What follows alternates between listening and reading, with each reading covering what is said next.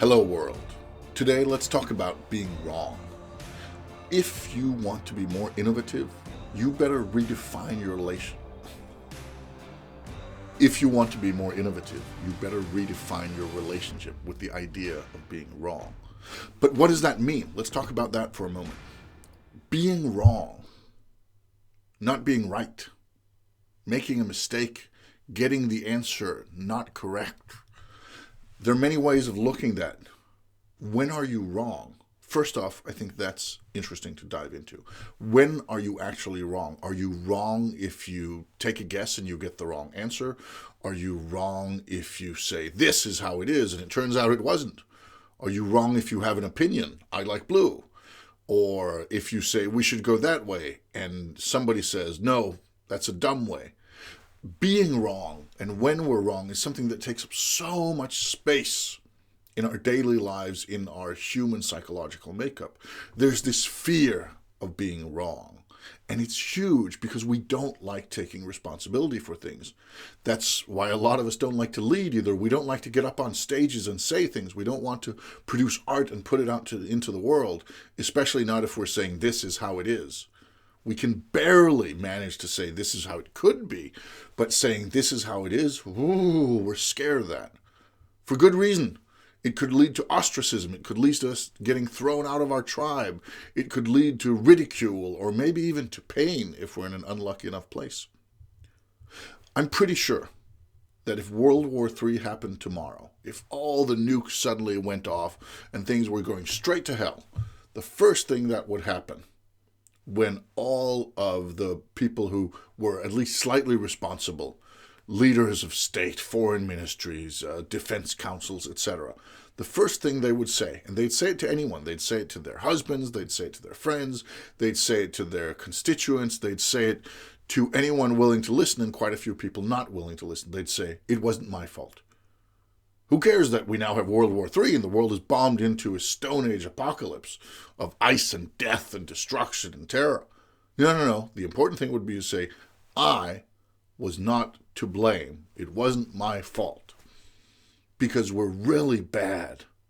We're really bad at things being our fault. It's really hard to live with. It's terrible. I know the feeling.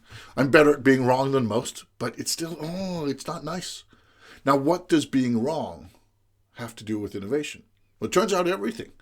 Because at its core, innovation is saying, what if the world was a little bit different? What if we tried this? What if we did that? What if we reused this mechanism? What if we experimented?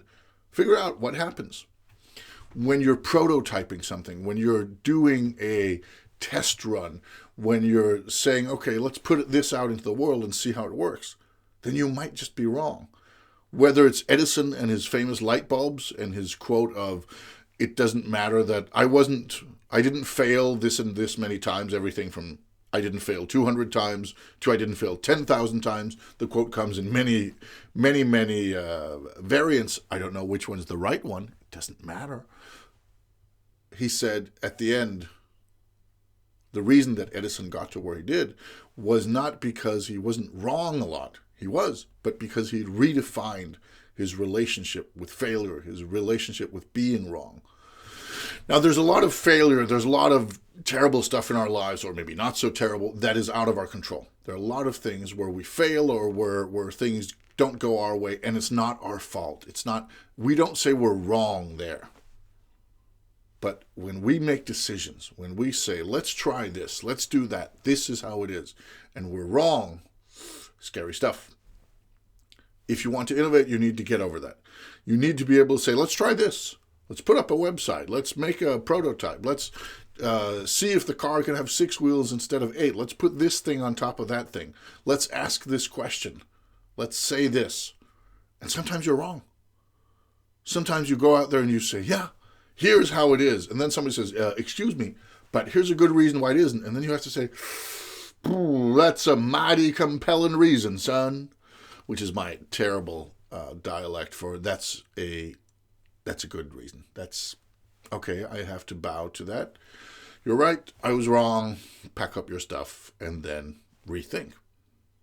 If you can't do that, if you can't take that chance on being wrong, if you need to be right all the time, if you need to be good, if you can't fail, well, then you're not going to get very far, because then you're going to be playing within the safe zones. You might take something that other people have done and use it in your sector. You might say, oh, in the aviation industry, they do dynamic seat pricing, so let's try that in our museum for our lectures. Okay, you might try that, but you could still be wrong.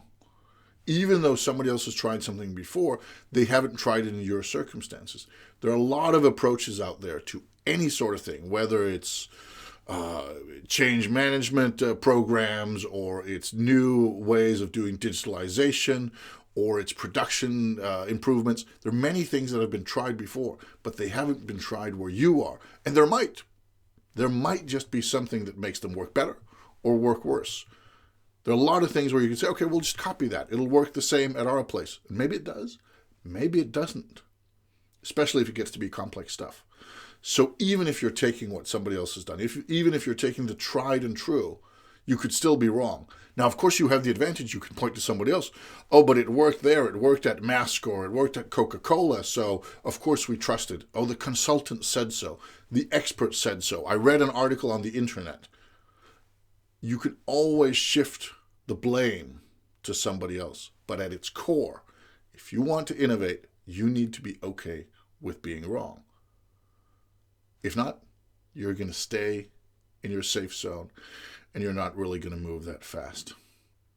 So if you work with innovation, if you want to innovate, even if you don't actively work with it, if you are an innovative person and you want to get even better, one of the simplest, but also the hardest ways of doing that is by redefining your relationship with what being wrong means. Can you do that? Do you want to do that? I'm sure you have plenty of opportunities to do that. What you do with it? Well, if I told you what you should do, then I'd probably just be wrong. So I'll leave that to you. Thank you for listening.